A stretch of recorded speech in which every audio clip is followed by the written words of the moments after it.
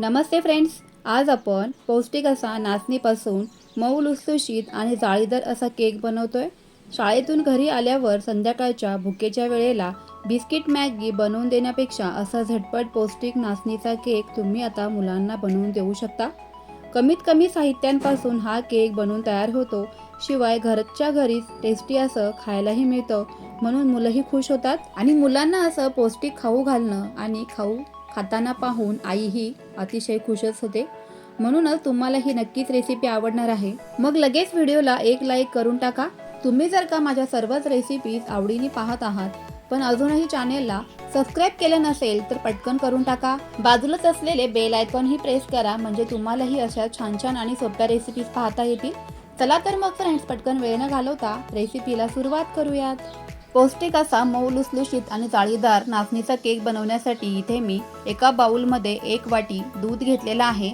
आता दूध आपल्याला खूप जास्त गरम नाही घ्यायचं, रूम टेम्परेचरचं दूध वापरायचं आहे। ज्या वाटीने दूध मोजलं त्याच वाटीने आपल्याला इथे पाव वाटी तेल घालायचं आहे। स्वयंपाकासाठी आपण जे रेग्युलर तेल वापरतो ना, तर तेच तेल इथे वापरायचं आहे। सारख्याच वाटीने मोजून इथे 1 वाटी गूळ घ्यायचा आहे। गूळ घेताना शक्यतो तो असा फोडून घ्यावा, म्हणजे तो दुधामध्ये पटकन मिसळला जाईल। कुठलाही गोडाचा पदार्थ करायचं म्हटलं की त्यामध्ये आपण थोडंसं मीठ घालतो, म्हणजे त्याची चव आणखीनच खुलून येते। अगदीच पाव चमचा मीठ मी यामध्ये घातलेलं आहे। आता विस्करच्या मदतीने संपूर्णपणे हा जो गूळ आहे ना, तो या दुधामध्ये आपल्याला अशा पद्धतीने मिसळून घ्यायचा आहे। संपूर्णपणे गूळ या दुधामध्ये मिसळला गेला पाहिजे, याची इथे काळजी घ्यायची आहे। गुळाच्या कुठेच गाठी राहता कामा नये। सारख्याच वाटीने मोजून आपल्याला अर्धी वाटी इथे रवा घ्यायचा आहे। जाड किंवा बारीक असा कोणताही रवा तुम्ही इथे वापरू शकता। आता इथे अशा पद्धतीची एक चाळण घ्यायची आहे आणि चाळणीवरती इथे मी 2 चमचे कोको पावडर घेतलेली आहे। कोको पावडर जर का तुमच्याकडे अवेलेबल नसेल किंवा वापरायची नसेल तर त्याऐवजी तुम्ही 20 रुपयाची जी डेअरी मिल्क मिळते तर ती सुद्धा वापरली तरीही चालेल। त्यानंतर सारख्याच वाटीने मोजून आपल्याला 1 वाटी इथे नाचणी घ्यायची आहे। नाचणी आणि कोको पावडर या पद्धतीने अशी गाळून घ्यायची आपल्याला। गाळून घेतल्यामुळे काय होतं ना, या पिठामध्ये छान अशी हवा भरली जाते आणि मस्त आपला जो केक आहे ना, तो फुलण्यासाठी मदत होते। आता नाचणीचं हे जे पीठ आहे ना, ते सहज बाजारामध्ये उपलब्ध आहे। घरीच जर का तुम्हाला नाचणीचं असं पीठ बनवायचं असेल तर नाचणी विकत आणायची, ती स्वच्छ धुवायची आणि घरातच फॅन खाली सुकवल्यानंतर ती आपल्याला गिरणीमधून दळून आणायची आहे। या पद्धतीने तुम्ही नाचणीचं पीठ बनवू शकता। थंडीमध्ये आरोग्याचे चांगल्या पद्धतीने पोषण व्हावे म्हणूनच घरच्या घरी असे पौष्टिक पदार्थ आपणही खाल्ले पाहिजेत।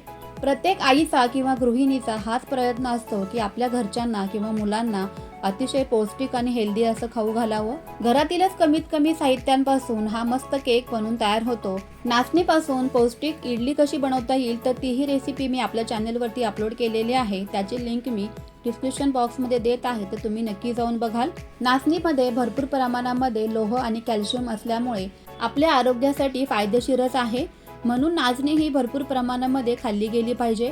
आता हे सर्व साहित्य छान असं पद्धतीने मिक्स करून घ्यायचे, त्यामध्ये कुठल्याच प्रकारच्या गाठी किंवा गुठळ्या राहता कामा नये।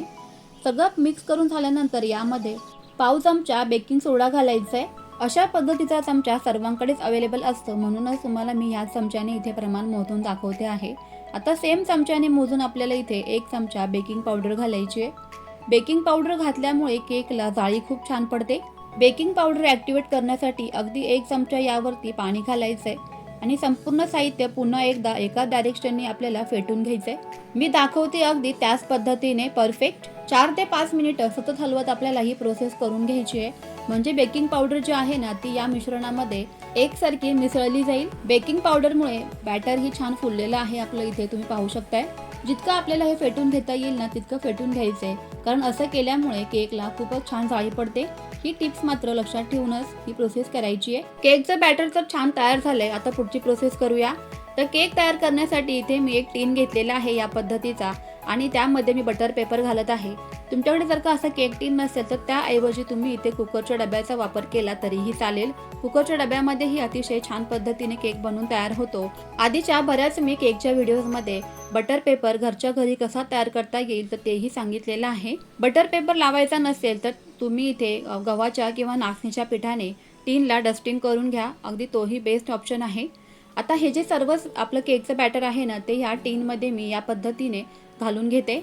कोणत्याही भांड्यामध्ये असं हे बॅटर घालताना वरती जागा ठेवायची, म्हणजे केक जो आहे ना तो छान फुलतो आणि मग फुलल्यानंतर तो भांड्यामधून बाहेर येऊ नये यासाठी आपल्याला थोडीशी वर जागा ठेवायची आहे या पद्धतीने. आता डेकोरेशनसाठी मी इथे ड्रायफ्रूटचे काही काप केलेले आहेत, तर ते काप यावरती अशा पद्धतीने घालून घेत आहे.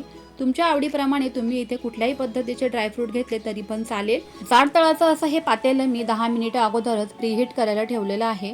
पातेलं असं प्रीहीट करून घेतलं ना की केक पटकन फुलण्यास मदत होते. म्हणूनच बेकिंग पावडर घालायच्या आधीच हे पातेलं गॅसवरती प्रीहीटसाठी ठेवायचं आहे. तुमच्याकडे जर का केक बनवण्यासाठी ओव्हन असेल तर ओव्हनमध्ये सुद्धा तुम्ही हा केक बनवू शकता, पण सगळ्यांकडेच ओव्हन अवेलेबल नसल्यामुळे ही अगदी सर्वात सोपी पद्धत आहे केक बनवण्याची. पातेल्यामध्ये अशा पद्धतीने स्टँड ठेवल्यानंतर त्यावरती टीन ठेवायचा आणि झाकण ठेवून आपल्याला अर्धा ते पाऊण तास अगदी मंद आचेवरती हा आपल्याला केक इथे शिजवून घ्यायचा आहे. गॅसची फ्लेम कुठेच वाढवायची नाही किंवा मध्ये मध्ये सारखं झाकण काढून ओपन करायचं नाही, नाहीतर मग त्यामध्ये जी गरम हवा आहे किंवा बंद जी हवा आहे तर ती सारखी थंड होऊन टेम्परेचरही कमी होतं आणि केक इथे व्यवस्थित बनत नाही. बरोबर पाऊण तासानंतर आपल्याला हा केक इथे चेक करायचा आहे. मस्त अगदी आपला इथे केक फुलून तयार झालेला आहे. एखाद्या टूथपिकच्या काडीने किंवा सुरीच्या मदतीने आपल्याला इथे केक चेक करायचा आहे. या पद्धतीने जर का क्लिअर निघली ना टूथपिकची काडी तर समजून जायचं की केक आपला बेक झालेला आहे, आणि नाही क्लिअर निघली तर आणखी 5 ते 10 मिनिटं पुढे केक होऊ द्यायचा आहे. बटर पेपर सुद्धा अगदी क्लीन निघलेला आहे, तुम्ही ते बघू शकता. अगदीच केक चिकटला वगैरे नाही आहे किंवा चिवट असा झालेला नाही आहे. परफेक्ट मऊ लुसलुशीत असा आपला केक इथे बनवून तयार झालेला आहे, तुम्ही बघू शकताय. मस्तच संध्याकाळच्या भुकेच्या वेळेला तुम्ही असा पौष्टिक नाचणीचा केक मुलांना अतिशय सोप्या आणि झटपट पद्धतीने बनवून देऊ शकता. विकतच्या केकला ज्या पद्धतीने जाळी येते त्याच पद्धतीने जाळीदार हा केक बनवून तयार होतो. शिवाय घरातीलच साहित्यांमध्ये आणि पौष्टिक असा पदार्थ खायला मिळाले की मुलंही खुश आणि आई पण खुश. एकदा हा केक बनवून ठेवल्यानंतर 2 ते 3 दिवस हवाबंद डब्यामध्ये आरामशीर टिकतो. केक तुम्हाला इथे मी कट करून दाखवते. कट करताना सुद्धा केकचे अगदी तुकडे वगैरे पडलेले नाहीये, तुम्ही तर बघू शकताय. सांगितल्याप्रमाणे परफेक्ट इथे साहित्यांचं मेजरमेंट घ्या, म्हणजे तुमचाही केक अगदी मस्त असा बनवून तयार होईल. मऊ लुसलुशीत आणि जाळीदार अशा पौष्टिक नाचणी केकची रेसिपी जर का तुम्हाला आवडली असेल तर जास्तीत जास्त तुमच्या फ्रेंड्स आणि फॅमिलीसोबत ही रेसिपी शेअर नक्की करा आणि तुम्हीही घरी एकदा नक्की असा केक बनवून बघा. व्हिडिओ आवडला असेल तर प्लीज व्हिडिओला एक लाईक नक्की करा. चला तर मग पुन्हा भेटूयाच तुमच्या आवडीच्या रेसिपीसोबत. तोपर्यंत always keep smiling and keep cooking. Bye bye friends.